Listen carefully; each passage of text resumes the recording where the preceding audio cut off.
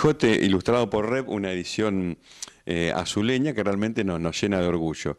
Y semejante libro tiene un montón de historia por detrás y siempre recurrimos a Margarita para que nos ubique un poco y nos cuentes, Margarita, cuando hablamos de Cervantes, un poco de qué época, en qué época estamos hablando. Ubiquémonos así en tiempo y espacio y un poquito cómo era la sociedad en ese momento.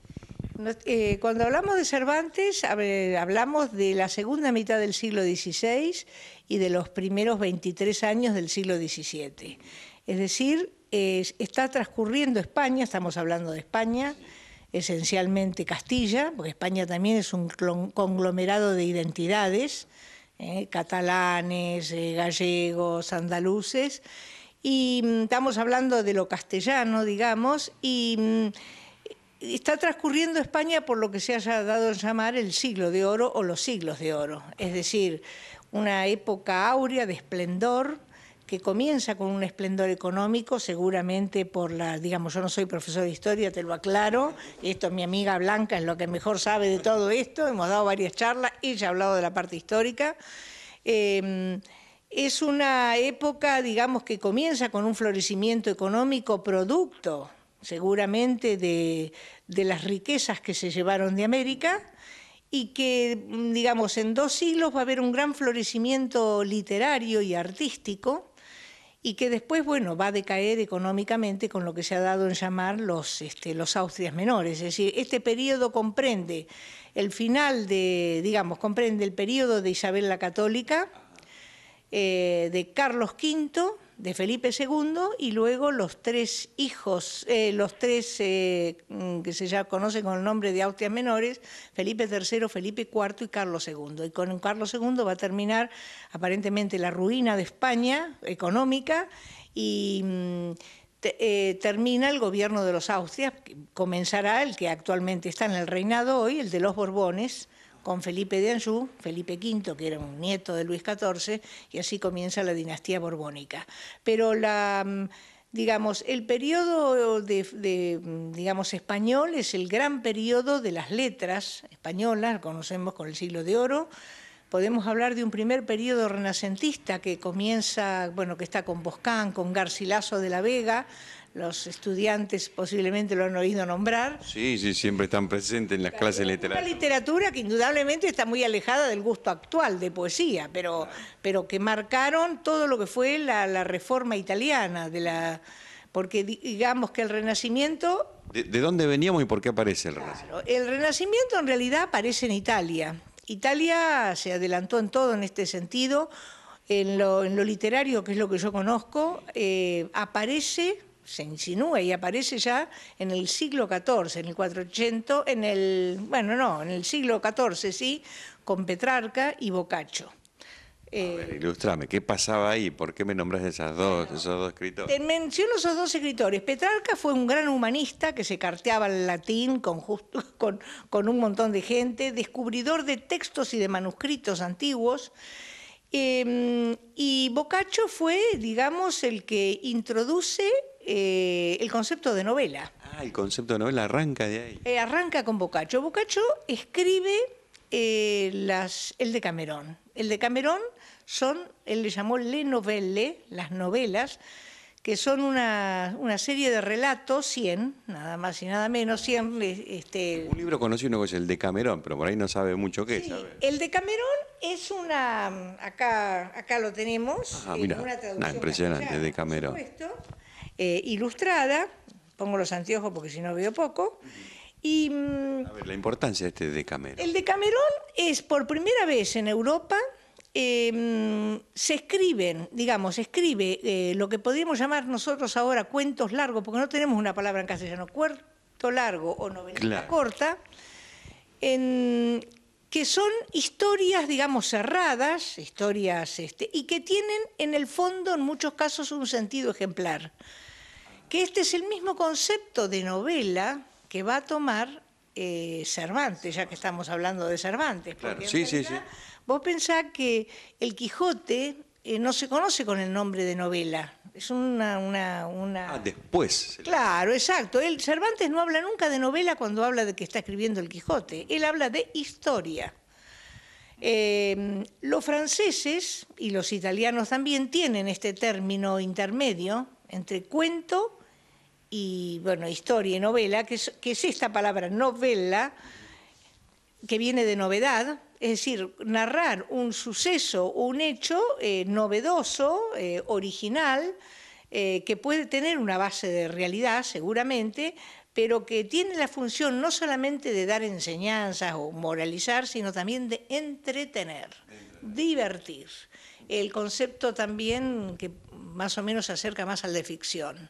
En el caso de Boccaccio, en el año 1348 se produce la peste bubónica en Florencia, él era de Certaldo, florentino, y donde muere su padre. Y esta situación de la peste bubónica es el marco, porque estos son cuentos con marco, que da a esta obra, el Decamerón, porque hay 10 personajes que se juntan en una iglesia, en la iglesia de Santa María Maggiore en Florencia, que todavía está esa iglesia, y que para alejarse de la peste deciden ir a las colinas de Fiesole, que está ahí muy cerca, a contar historias, a pasar el tiempo. Ahí está.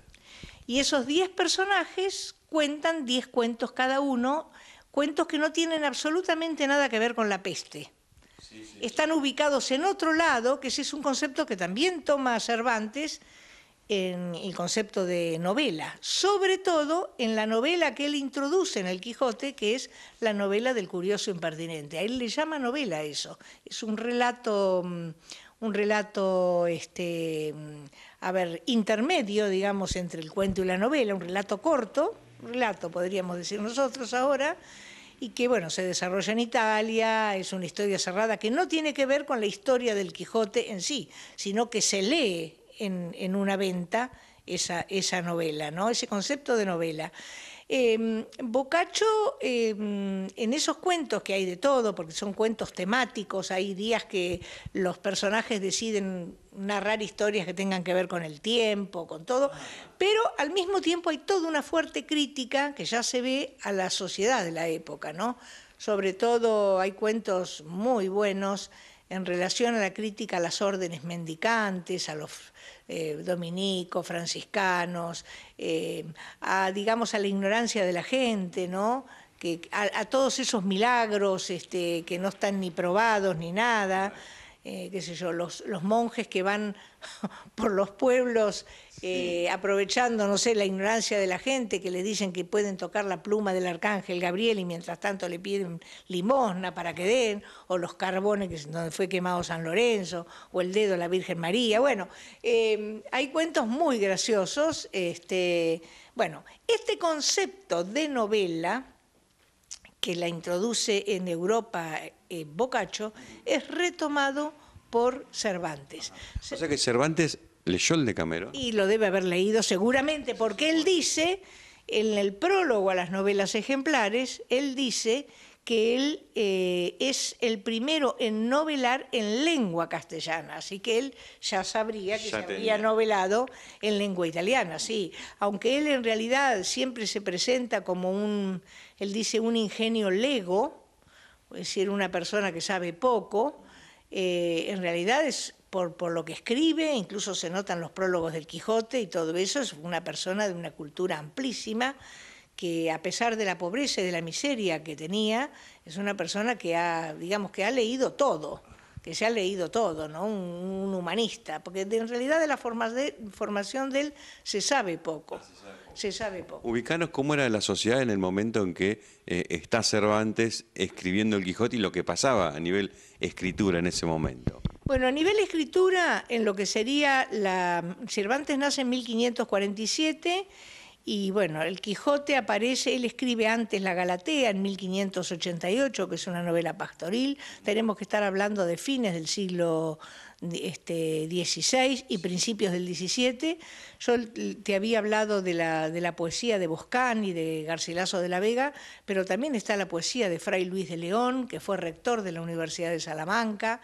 Está todo el movimiento místico de la poesía de San Juan de la Cruz, Santa Teresa de Jesús, y después todo el barroco, Quevedo, Góngora, gran eclosión, digamos, del teatro con Lope de Vega, que escribió, no sé, la cantidad de obras que escribió, y que cierra un poco ese ciclo, entre los nombres más conocidos, Pedro Calderón de la Barca.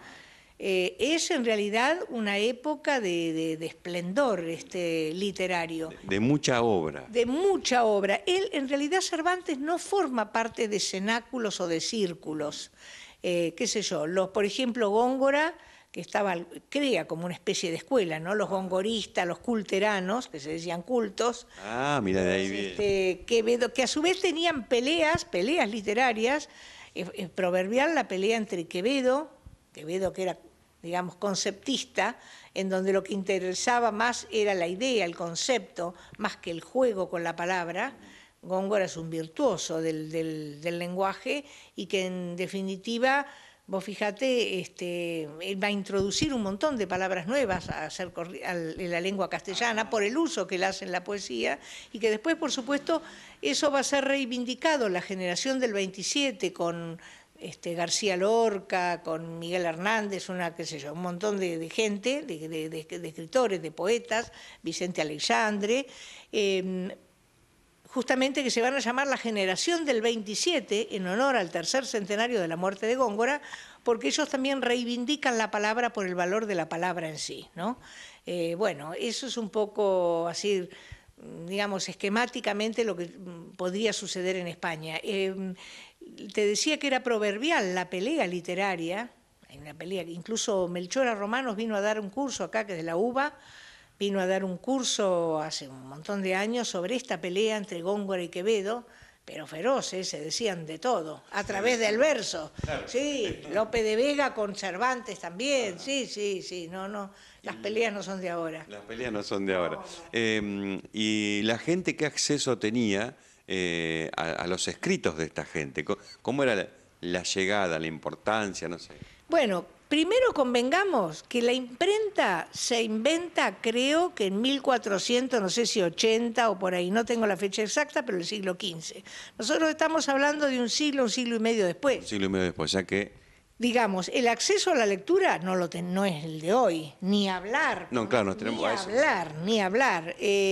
Digamos, los que leían, los que sabían leer, no eran demasiados. Incluso ese problema de la lectura, fíjate vos, que está planteado en Cervantes, porque en realidad todo el móvil de por qué Don Quijote sale tiene que ver con sus lecturas. Las novelas, la lectura de novelas de caballería. Claro.